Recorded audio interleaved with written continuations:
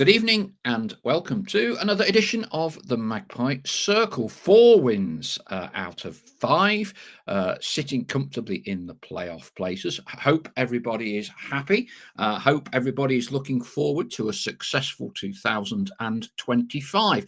Lots happening on the show tonight. Lots of exciting things coming up later on this month.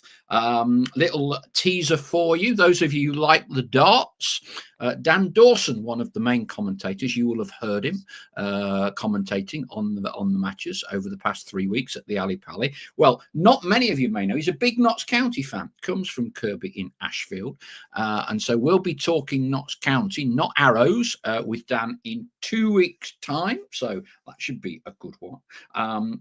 We'll be talking, obviously, hot off the press earlier this afternoon, the departure of Kedwin Scott.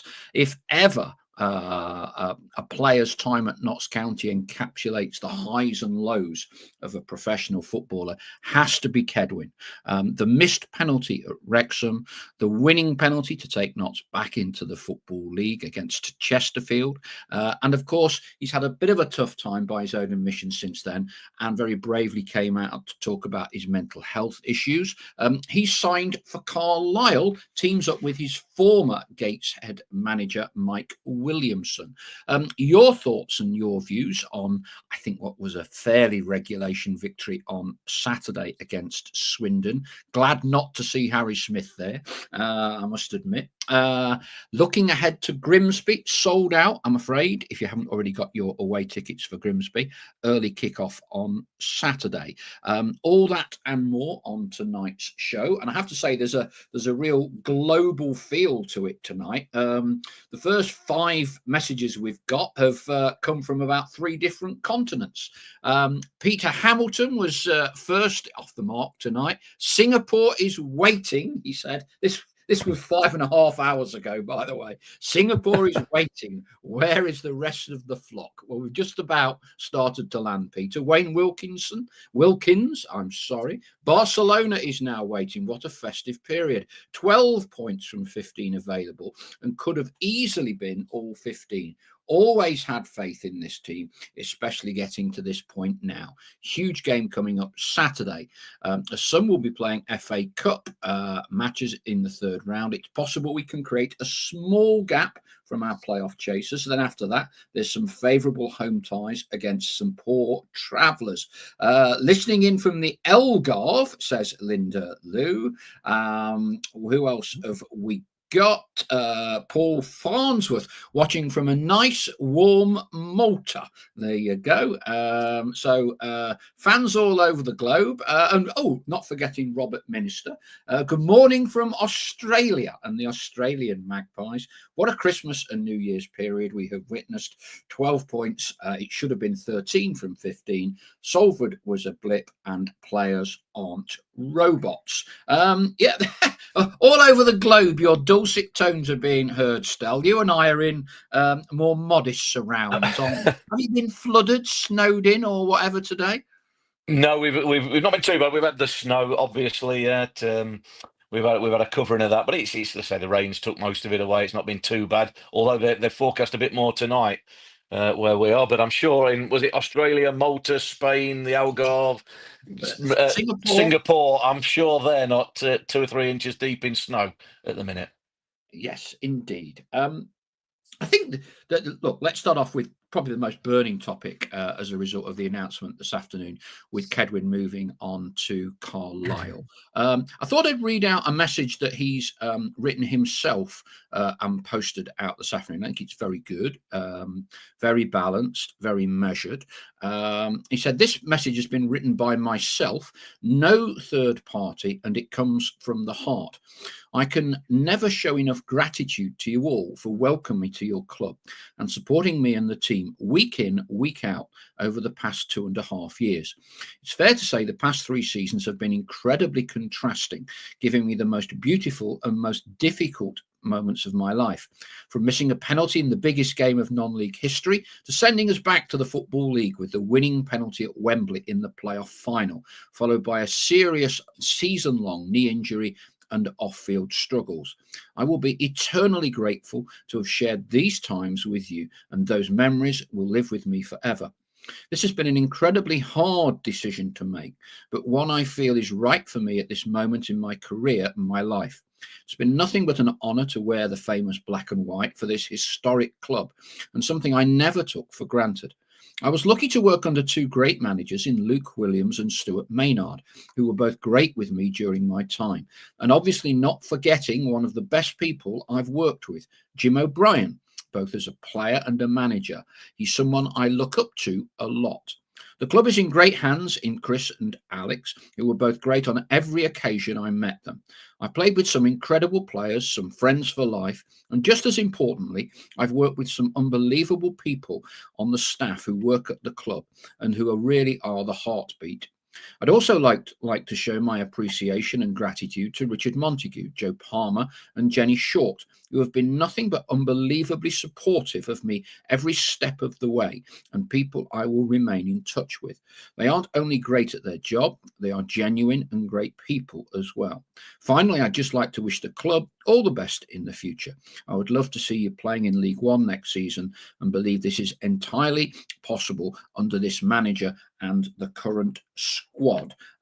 Strikers Union, Stell, as a professional footballer, you more than anyone else on this show tonight, or whenever you're listening or watching to it, will appreciate the ups and downs of a professional footballer. Thoughts?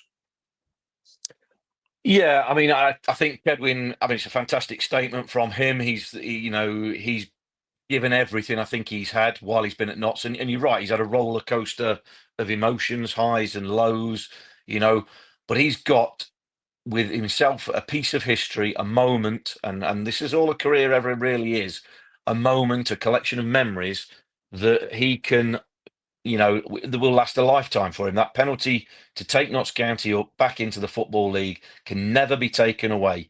It's a moment that all Notts fans will remember. Those that were there, those that were listening, whatever, and they'll remember for years and years to come. So, notwithstanding that season-long knee injury afterwards, you cannot take them moments away from you. And yes, there's ups and downs. And I said to you just before we came on, I think nothing that epitomizes sort of sliding doors moments and what could have been and what might have been is the fact you look at him and Macaulay Langstaff.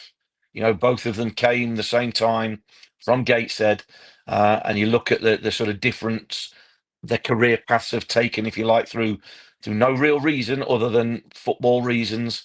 Everyone takes different paths, but you cannot take that moment at Wembley away from Kedwin. Notts fans, he'll be etched in Notts history forever. And every Notts fan, I'm sure, will wish him absolutely the best. He leaves with nothing but best wishes from everyone involved with the club because he gave everything he had when he could, and he's been involved in a historical moment for the club. So he can leave with his head held high, and we all wish him well, and we hope he goes and proves what he can really do under a manager that knows him, trusts him, obviously, and Mike Williamson, who's had him before, and hopefully he can flourish at Carlisle. Obviously, not against us at the end of the month, because I assume he can't play in that game. But I hope he goes and does well because he really has had the high, but also the low of what a football career can give you. Yeah, it is incredible, Stella, isn't it? The scripts that professional football can write. The penalty miss at Wrexham. It was his penalty in the dying moments of the game. And then you fast forward to the deciding penalty at Wembley when the odds would have been on John Bostock scoring the previous penalty, which meant Kedwin would never have had to take that penalty. And regulation, John Bostock scores, etc. No one thinks of Kedwin at all, but just that pivotal moment, the walk. And I think all of us, certainly I can remember, I can't remember what I had for breakfast this morning, but the long-term memories, I can remember every single second, when he was stepping up to take it. Do you watch it? Don't you watch it? You know, I think it was Sam Slocum, wasn't it, who daren't look. I never realised that till he saw the videos afterwards. He daren't watch it. He turned round while the rest of the Notts bench was staring on, and you've got Sam Slocum like this, not looking the other way. I can remember every single second, and then seeing when he hits it, you know, and it's sort of just like there's like one bounce or something, and you see Fitzsimon go this way. You think, well, where's the ball? Because I'm at the side, and then you just see it go over the line and into the net, and then kind of he wheels away. You know, the shirt comes off. You know, and it's just delirium. You know, and I've supported Notts for a long time. You know, for me, that is probably the single best moment since Notts were last in the top flight. You know, 91 with Neil Warnock's group. So you know, it's quite incredible story. But after that penalty, you know, the kicker football, isn't it? It don't respect anything, does it? You know, what could have gone wrong kind of did go wrong for him. And ultimately there was never necessarily a resurgence at Notts. He's now had to go somewhere else after, you know, a quite incredible moment. I remember talking to him when I wrote the book. And he was very, I think he's not dissimilar to you in many sense. He's very level-headed. You know, when he was talking about it to me for the book, very level, quite measured, you know, quite measured. Yeah. It was interesting. I found it very interesting the way he talked about it. Yeah, I mean, we spoke about the professional side of things. That's his job. That's a job when you're doing that, despite all the pressure, despite all that. So you can, you know, it's very difficult to. It's only in retrospect, at the end of my career, you look back at moments of your career. Really, not while you're actually in it. Do you really appreciate what's going on? You're in a bubble. You live in it. It's just day-to-day life for you. It's everybody on the outside. It's their dream, you know. But for you, it's your day-to-day life. It's the job. It's the profession. So you can. It's easier maybe to, as I say, as we said last week, take them peaks and the troughs, you know, the ultimate extremes out of it, and just remain fairly level. But you know, yeah, I mean, we talk about that season was sort of had a bit of Hollywood about it anyway, didn't it? But like you say, that missed penalty, or sorry, saved penalty at Wrexham, for him to step up, for it to come down to him on his shoulders at Wembley in front of the Notts fans. And I say that there's maybe something for those people that believe everything's preordained and destined. But yeah, just a fantastic moment for him and his family. You know, rightly they'll all be proud of him and everything that he does, and the way he conducts himself. And that, I think, is part and parcel of what makes him and his legacy at Notts is there set in stone. And I think why everybody will wish him well going off to Carlisle. Yeah, and I think it was very brave of him to talk about some of the challenges that he's faced this season. I suspect, if not already, I'm not quite up to date on the message board. Been listening to yourself, Stel. His father, Colin, is one of his biggest possible fans, and he always listens in on the show. He doesn't always participate. I suspect he will be watching tonight, and I suspect at some point we'll be getting a message from Colin Scott. Because Colin, as I say, did not miss many of his son's games in a black and white shirt, even though Dad is a black and white striped Newcastle United season ticket holder. Let's get some thoughts on Kedwin. Paul Farnsworth. Good luck, Kedwin. I feel this move has been initiated by himself rather than the club. We'll be ever thankful for the penalty that promoted us. Wishing him all the best. Phil Summo will come on to this. With Kedwin gone, we need another striker, I reckon. Robert Minister from Australia. The management and the players adjusted and responded well over Christmas, and we're in a wonderful position for an attack on the league in the second half of the season, with plenty of bodies starting to return. return. Jurgen Halligan, good to get a fee for Kedwin's departure to Carlisle. Was out of contract at end of the season. Couldn't see him getting a new one, to be honest.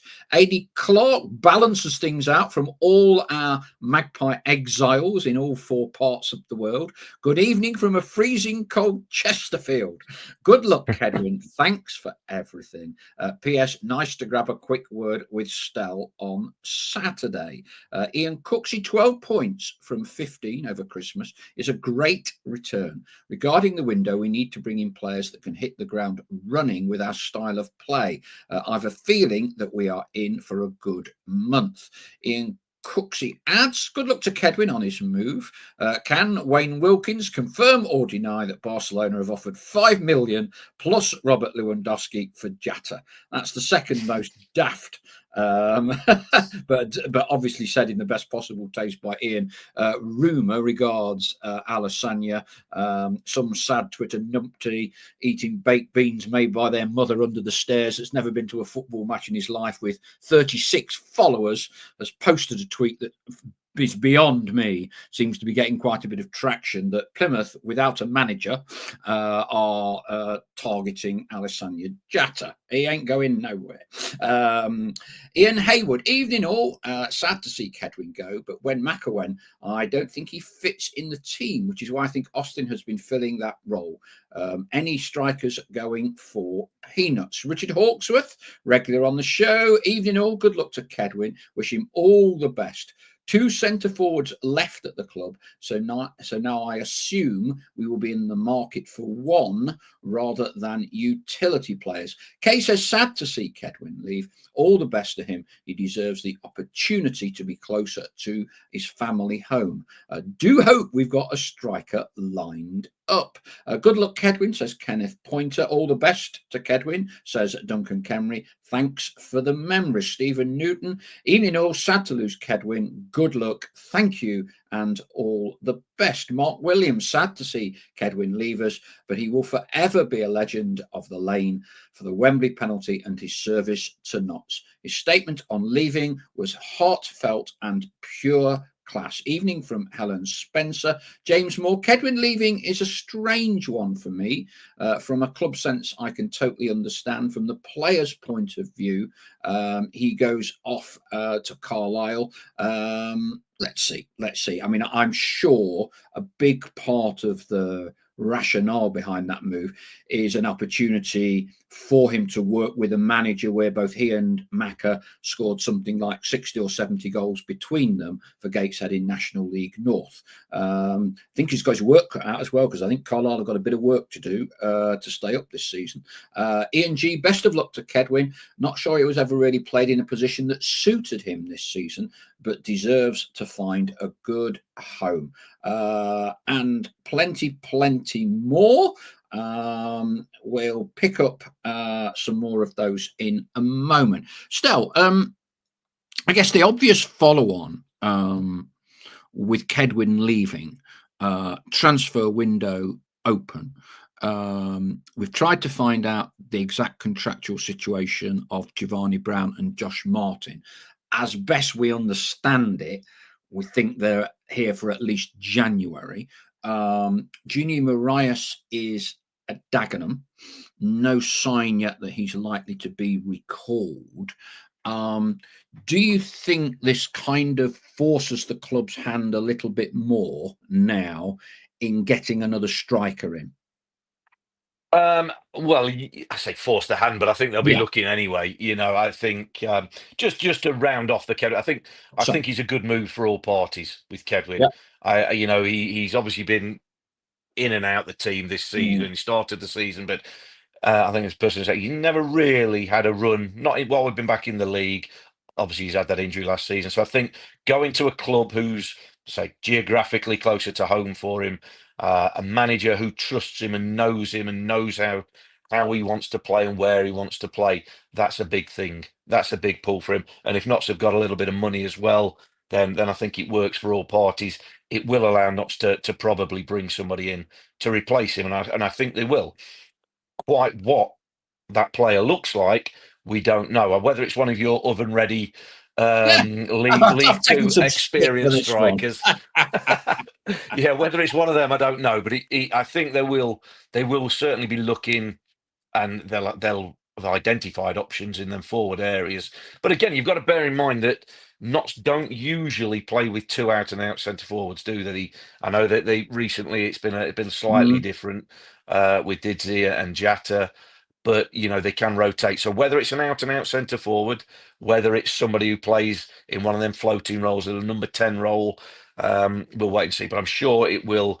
They will be looking. They would have been looking anyway. I think whether Kedwin stayed or whether Kedwin went, to be honest.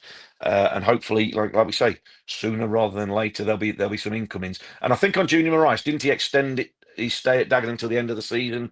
Did I read that in the last few Yeah. days? So he won't be being recalled, I don't imagine. I think it will be somebody new coming in from outside.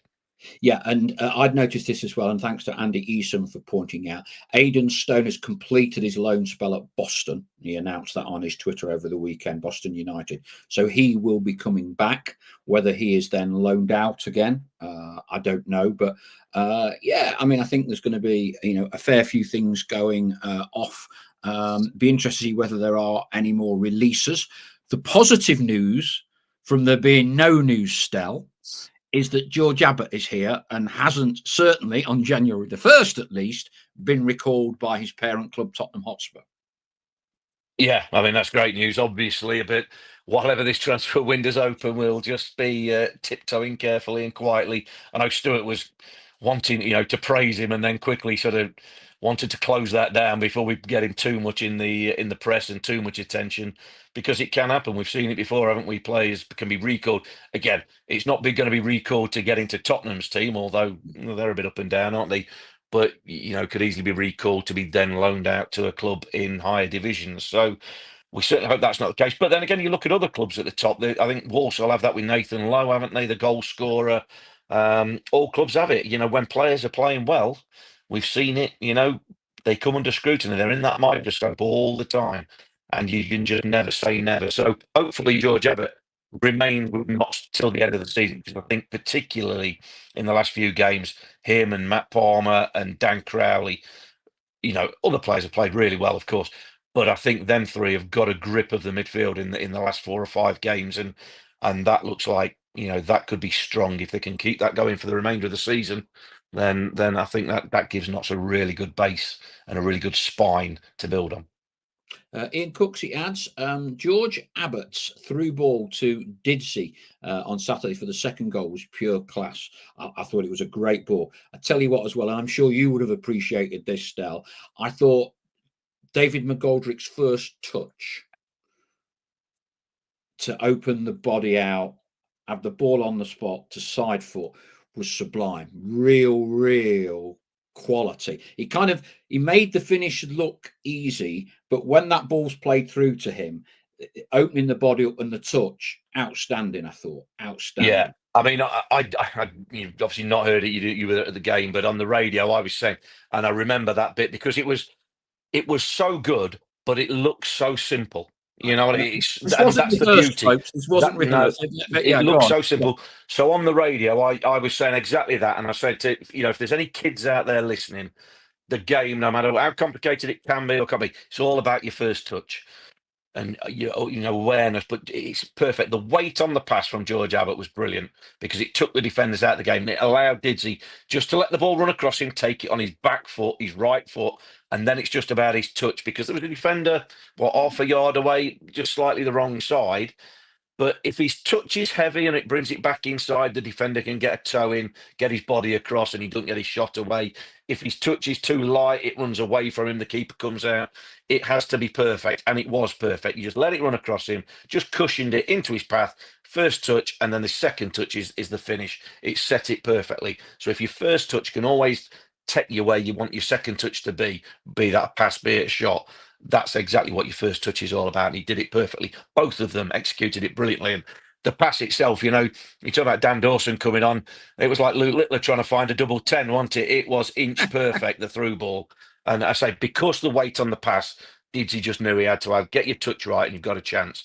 and he did, and showed his quality with it. It's a fantastic goal that looks simple. It looks simple. I've watched it again, and it looks simple because there's not a great deal of pressure on the ball, and there's plenty of space and what have you. But if you don't play the pass with the right weight, or it's half a yard to one side or the other, it doesn't get through. Things that look simple, why don't you do it all the time? Because it's not as simple as it's made to look. And on that occasion, simplicity equaled perfection. Fine leg says, I think Notts have found the right position for Sam Austin. Outstanding on Saturday. Got a lot of plaudits for going up and down the right side. Obviously, none, the word I can't mention anymore, is now banned on the show. None, you know what I mean. Marais is only on loan with Dagenham until the end of the month, thinks Nigel Richardson. I've just seen Jurgen saying he thinks Giovanni Brown was a season-long loan. It is interesting. I've tried to just check this out with the club today, but obviously I've been busy with one or two other things. No one seems to be quite 100% on what these loan deals are and aren't. Normally, there is an option at this time of the year to renew, send back, bring back, whatever. So I have a feeling we might not know 100% on quite a few imponderables until January the 31st. Has the heat been taken off a little, Stell? 4 wins in 5 games. Quite a lot of people were quite vociferous in saying we needed 1 or 2 players in through the door at 1 minute past midnight on January the 1st. That's obviously subsided a little bit. Would you be of an opinion we need players in sooner rather than later in this window, or are we okay-ish? No, I don't change. Not unless I'm given reason to change. I still think probably a couple. Now Kedwin going might open up a third slot, a direct replacement for him. But I said, possibly a couple, because again, results don't change that. You've still got the same amount of squad. It's the potential of what might happen outside of the transfer window. As we mentioned before, not to repeat ourselves from a week or so ago, but it's if you get back to a situation in terms of injuries where we were, 7, 8, 9 games ago, where we looked at the bench, and I think, and it's all right, I was looking at the bench and giving an opinion, but I think I got the feeling that Stewart looked at the bench and maybe thought, do you know what? I'm a bit thin here. I haven't got too many players that proven that I really trust that can be game changers, real impact substitutes. So you've got to guard against that going forward. So I think a couple of players, and say maybe one as a direct replacement for Kedwin. So go on then. We're going to say 3 in total. And always the sooner you can get them in, the better, because that gets them on the training pitch. That gets them used to how Stewart wants to play, how the team plays, gets them used to the teammates, the nuances of how each other teammates want to play. So, the earlier they can get it done, the better, obviously, but also understanding that in the January transfer window, it is difficult sometimes because other clubs won't be letting too many players go until they've done their business. And you get this domino effect, don't you, that can lead up to the end of January. Well, so be it, but the earlier the better, if possible. Stephen Shepherd said, just shows how tight League Two is this season. We've taken 12 points from 15 and still not in the top 3. Big push for the second half of the season.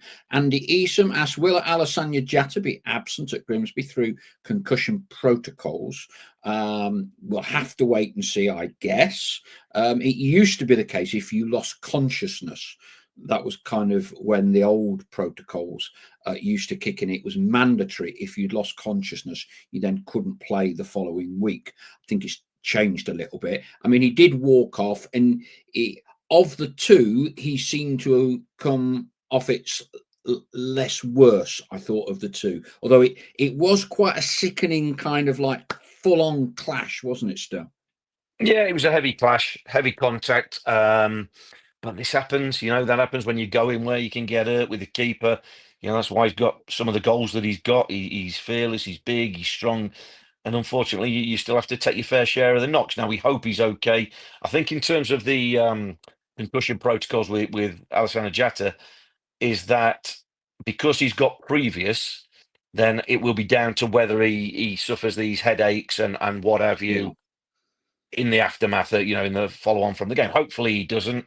And then I think if there's obviously if there's no repercussions, no after effects, then I'm assuming he's going to be fine for Grimsby. But that'll be down to how he goes on in the aftermath of sort of 48, 72 hours after the collision, because he's got this sort of, I'm not going to say recurring concussion issue, but he's had a previous concussion issue this season.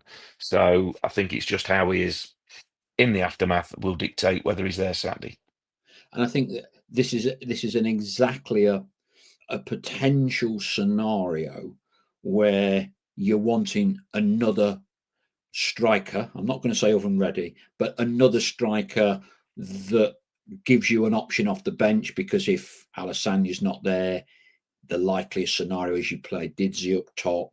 But then if you want to change it at any point during the game, what are the options that you've got? And as you mentioned, we're probably a bit light at the minute, with other proven, if you like, established goal scoring options. And for me, I don't necessarily see a problem with having a proven striker, even if you can't sign them permanently, getting them in, because at the minute Alassania has a relatively clean run at things, doesn't he? If he has a bad game, he'll play. If he has a good game, he'll play. He's kind of the number one, number two, and number three choice centre forward, to me, as it stands at the minute.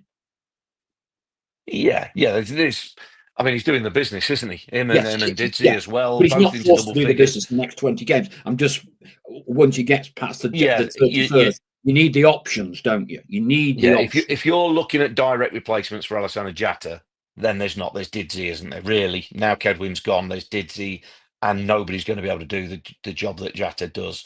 Obviously, we saw Josh Martin at Cheltenham do really, really well He did do in very that well. forward position, and he obviously went up there. Giovanni Brown hasn't really been able to show it, yet, but maybe, who knows, if he gets the chance. But look, I think we both agree, don't we? And I think everybody will pretty much agree. You would always like another striker in the building. If it's somebody with a great track record, fair enough. But I think you have to prepare yourself in January for probably loan signings, because if you can get somebody permanently in January, then sometimes you have to wonder what the circumstances are. Why can you get them permanently? And that might be okay. The reason might be okay, but generally you're looking at a loan signing, and because of that, you tend to have to wait till clubs have done business.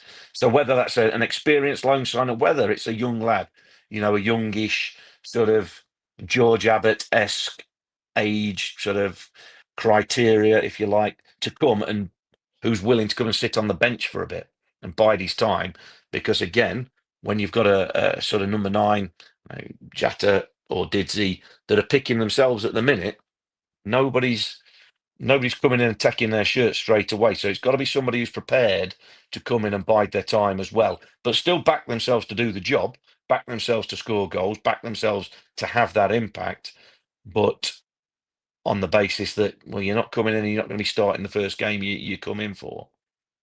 Yeah.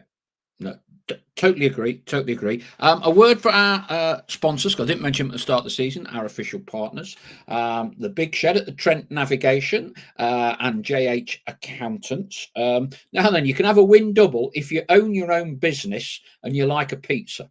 So JH Accountants, James there, for everyone on the Magpie Circle, members of our viewers and listeners, if you've got your own small business, you can get a 10% discount. Just quote the Magpie Circle and contact James on his website address, JH Accountants.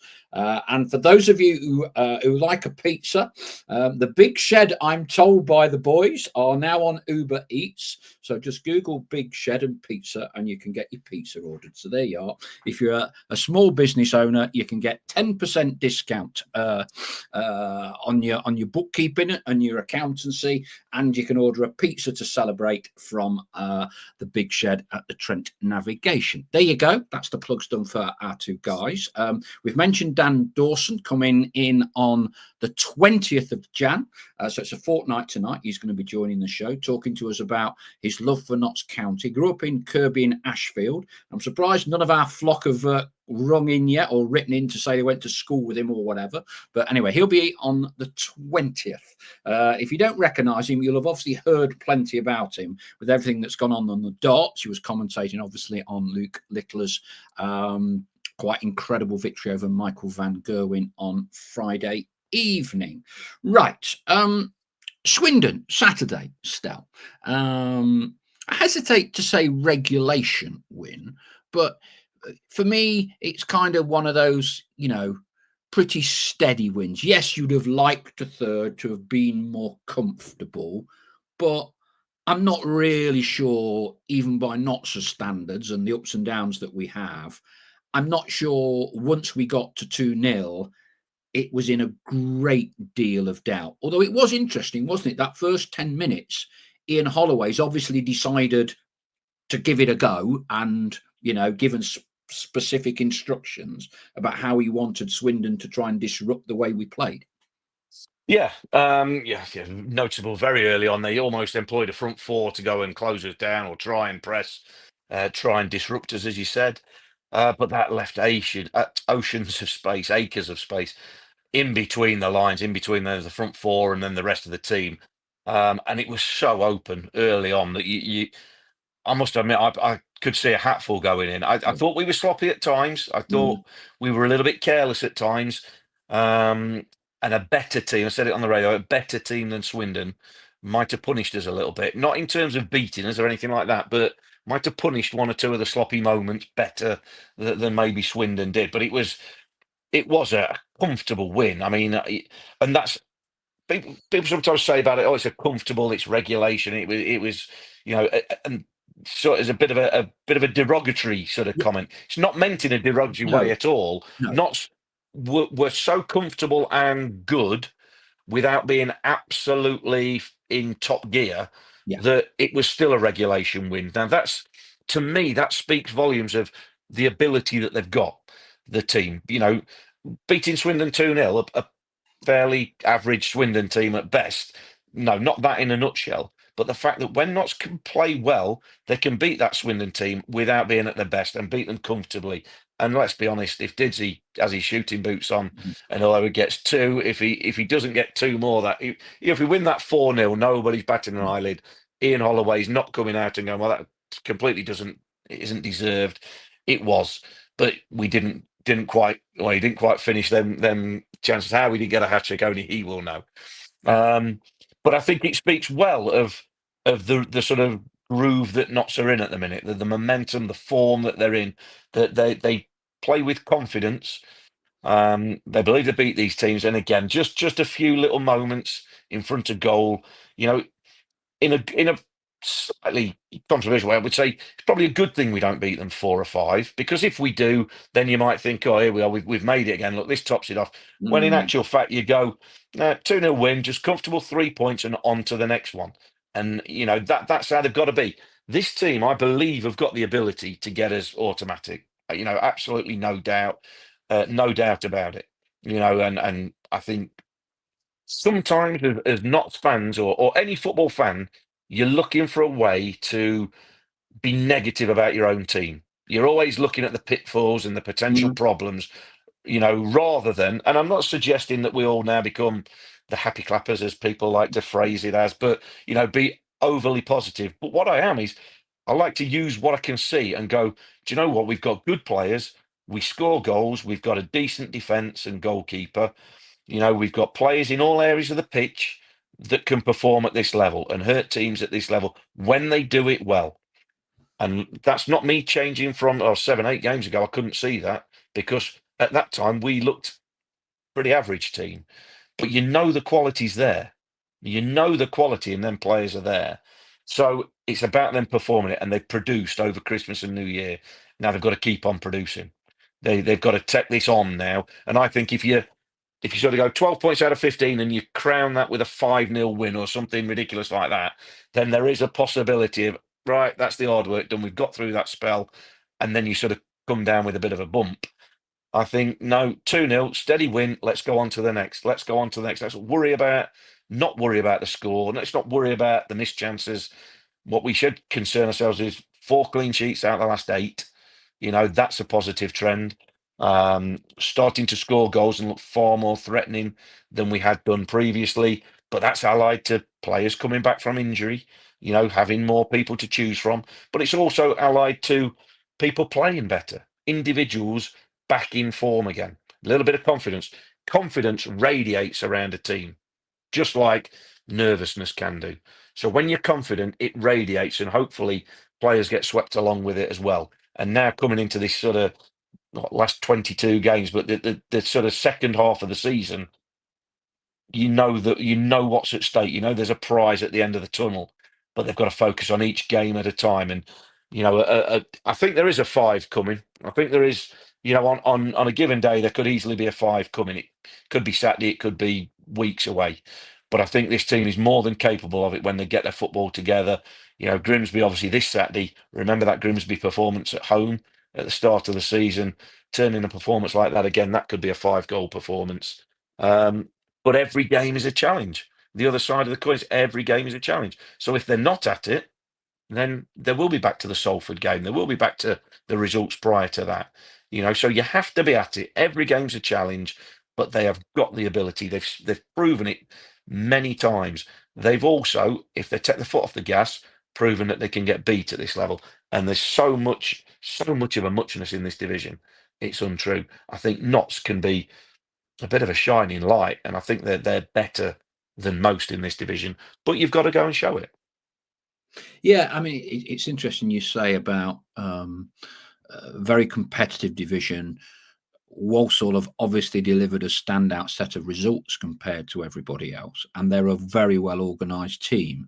You wouldn't necessarily put them in the same breadth as any of the 3 sides that won automatic last year. You'd probably say they're, a little way behind Wrexham, Stockport, and Mansfield, although they do play a not dissimilar style. I don't want this to be taken negatively. For me, if Notts don't make automatic, I'd be very disappointed this year. And that's not to put pressure on them, but I would be very disappointed because I think this is last year was always going to be difficult because of the quality of some of the other teams and the spending power and the momentum that they had. We weren't necessarily competing for 3-place automatics. For me, Wrexham were just a guaranteed as much as you were ever going to have one. And Stockport had clearly got their act together. And ultimately, Mansfield were a better team than us. I think this year, are there 3 teams better than us? I don't think there are. And I think you can only look to yourselves, because some of our fan base has this habit of kind of saying, so-and-so are rubbish, Walsall are all right, but when we get the players back, we'll be better than them. Well, if all those things is what you believe, then surely you've got to be saying it's automatic. Fantastic opportunity.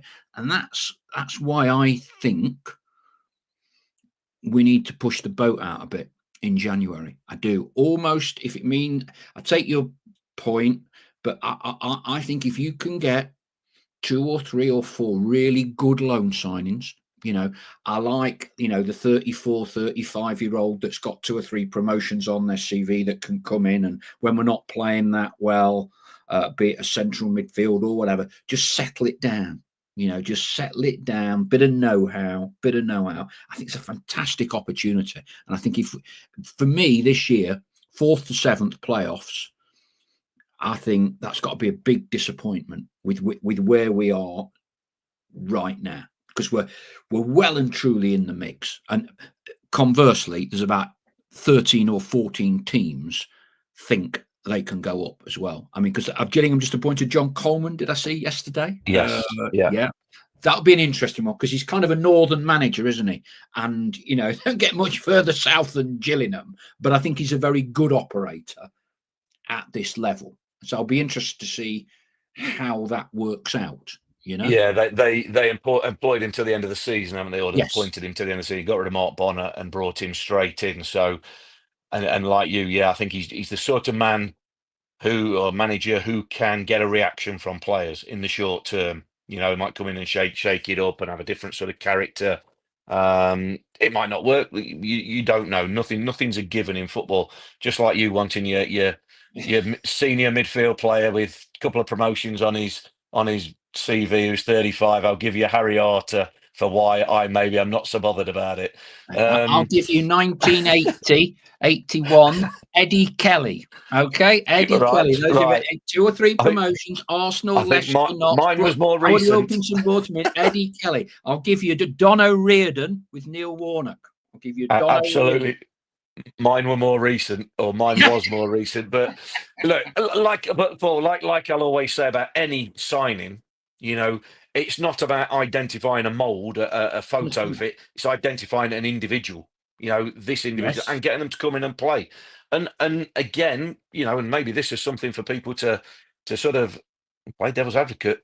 It's all right saying who we want to bring in, what positions, in place of who. Who do you leave out at the minute? That would have been an easy question 6 games ago, 5 Yeah. games ago, when we were losing. Now we've won 4 out of 5. Now, who do you leave out? Who do you look to replace? Who do you look to bring somebody in? And I know people go, well, it's just to create a bit of competition, and that's dead right. But if we were playing the sort of devil's advocate game, who are you looking to drop? Who are you looking to leave out? You've not got the red flags off the S&C guys to tell Hang you on. that he doesn't need to play. Who are you dropping? I will devil's advocate back your devil's advocate. If we think we're going to carry on winning 4 out of every 5 games, we don't need to sign anyone, right? But like you've just said, rewind the clock a month and you could drop 7 players. And I think the whole point for me of a January transfer window is working out how you are going to get to 90 points. Yeah, or 85 or 90, right? If you might be doing fine at the minute, but you know, and I know, Stell, the reality is we'll get another 4 or 5 injuries between January the 31st and May. I guarantee it. Let's put it this way. We will be incredibly lucky not to get 4 or 5 injuries. And that for me is when you're looking around, you know, and you want every available option you can to give yourself, maximize the opportunity of when it's 0-0, when you're losing 1-0 and you're not firing. And Alison, you might have had a bloody nightmare, right? Is there someone off the bench that you can do the change, or if Matty Platt gets injured, or Bedo, or you know, all of them things? That's when when everyone's playing well, you only need 11 players, don't you? As long as you stay Absolutely. fit.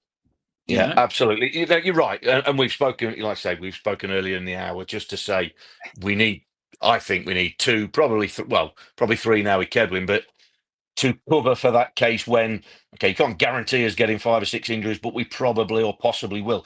It's to cover against that, getting them injuries. Have we got the covering? We don't want to be left red-faced thinking, oh, if only, because I agree with you, and I think most people do.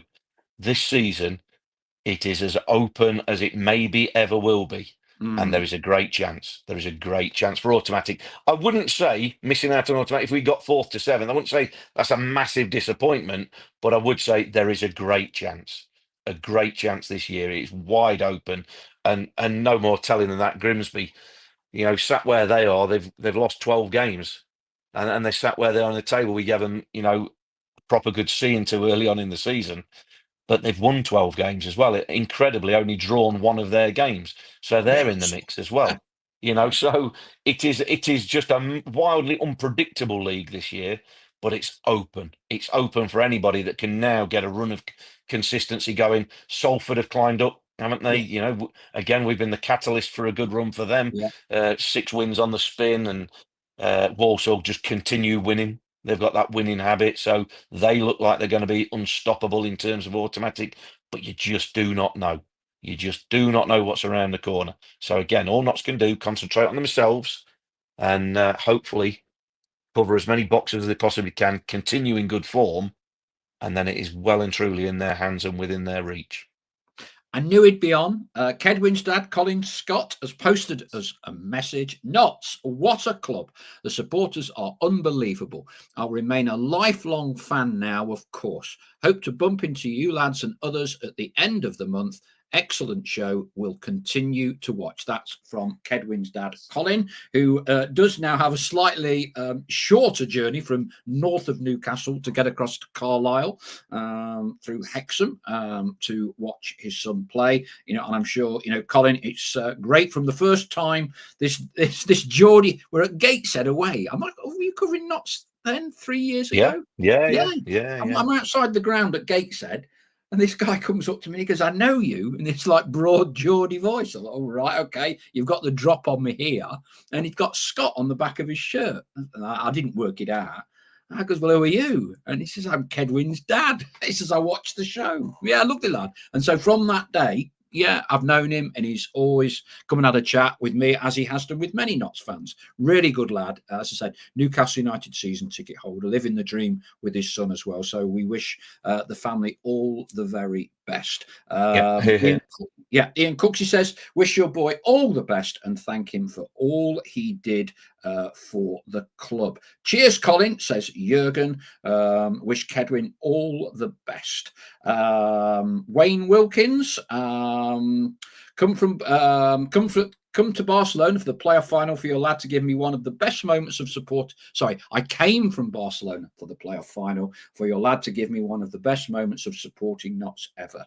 Historic and legendary. Looking for him to stop our promotion rivals now. Plenty more messages for Colin, wishing all the very best. Great words from Colin, says A.D. Clark, the man who created a Notts legend. All the best to Kedwin and many thanks. John W. Well, when I said oven ready League Two players, I'm not sure it's quite this oven ready. Patrick Bamford to replace Didsey. There you go. Nottingham boy. Minster School out at Southall. Yeah. To get him in next year to keep the local theme going. Where's the dartboard, Stell, says Derek Flowers. We shall get it out for when, obviously, we have Dan Dawson. Absolutely, yeah. Yeah, a few of the lads on our message boards saying get a striker in and quickly. Martin Shipley, as Maynard always says, the squad will get us there, not the starting 11. We need to get the recruitment right, though. We don't need, oh dear, another Brownstone, Gordon or Marias type of signing. I mean, the only caveat, and me and Stell have discussed this many times, if you sign 10 players, Stell, and you get 5 who are regulars and make a big impact, you're actually doing well. It doesn't matter whether you go down a data route, whether you've got a Barry Fry at Peterborough, you're just as likely to get someone that doesn't work with data as you are with Barry Fry identifying a dud. Look, recruitment, like anything in football, is not an exact science. You can do as much research as you possibly can, but it doesn't mean to say that it's going to work out. You can identify a good player, doesn't mean he's going to fit into the team. There are no givens with it. It really is. You follow, and I use myself as.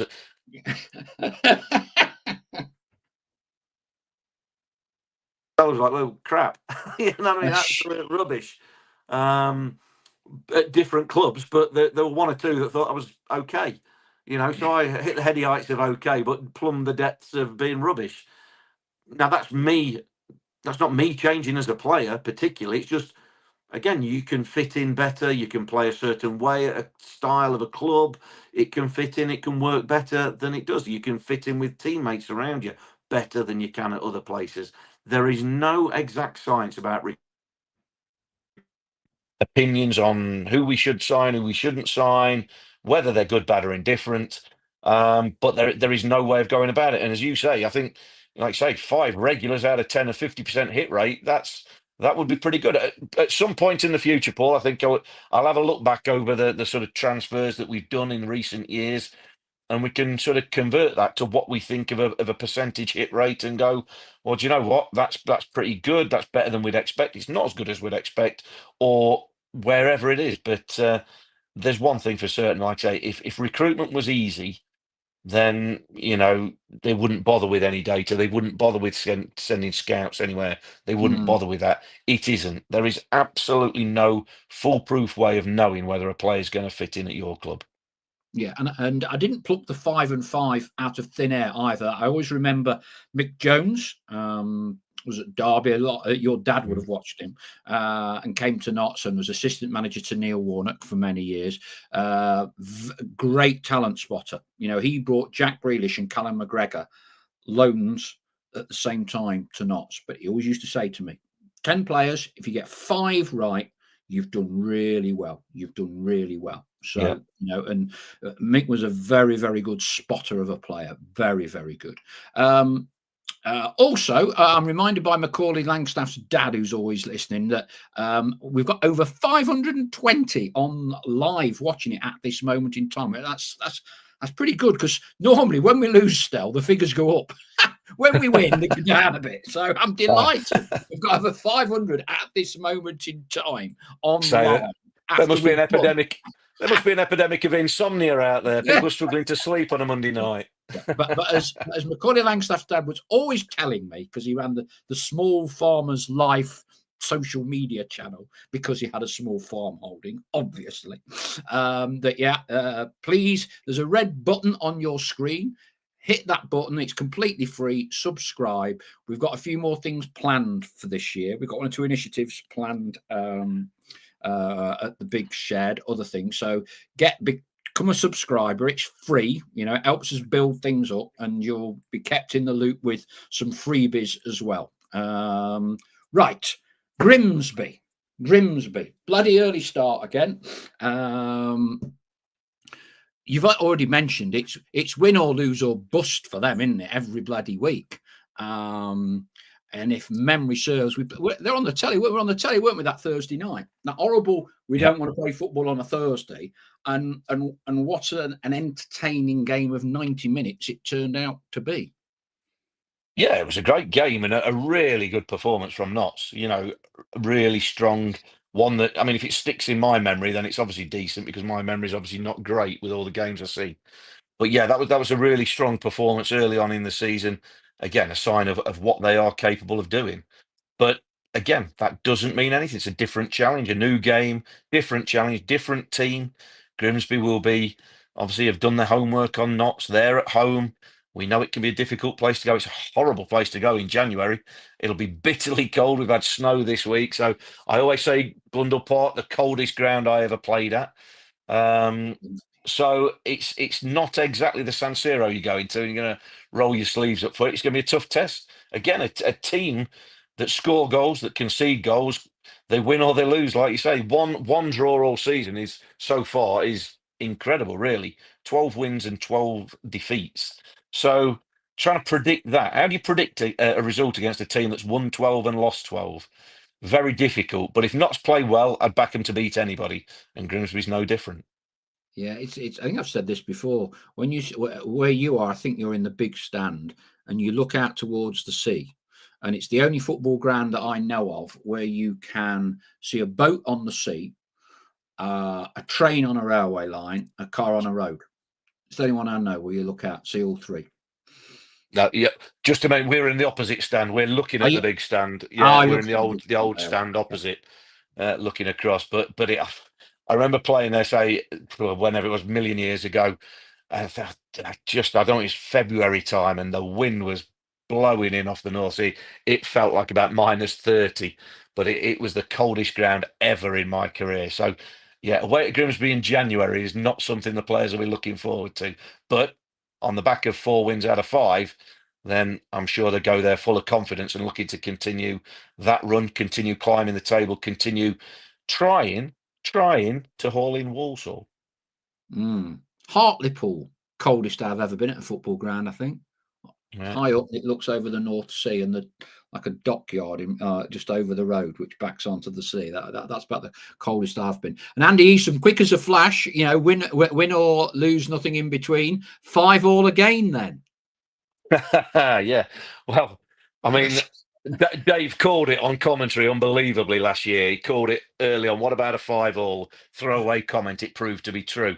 I mean, the chances of a back-to-back 5-all, there must be, well, longer odds than the lottery coming in. But look, with a team that's won 12 and lost 12, hard to predict. But again, all Notts can control is their performance. That's why they do what they do. They play the way they play because it's a way that they can replicate how you go about it, And if you do it with quality, or if they do it with quality, then I expect them to beat Grimsby, because they do concede goals, Grimsby.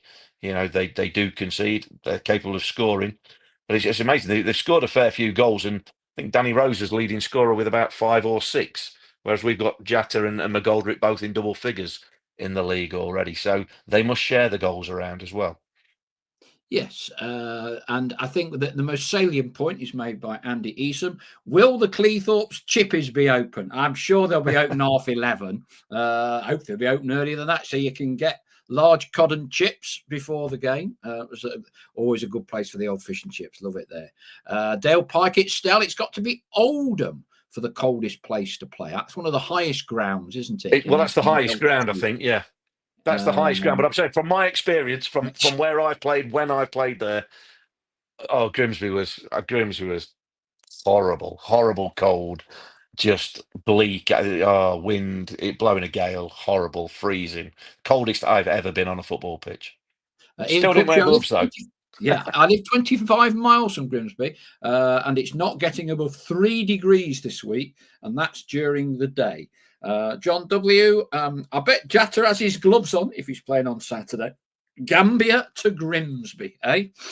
Indeed. Look, the show's flown by tonight. Glad to see you in record numbers watching it. Stel, thank you very much.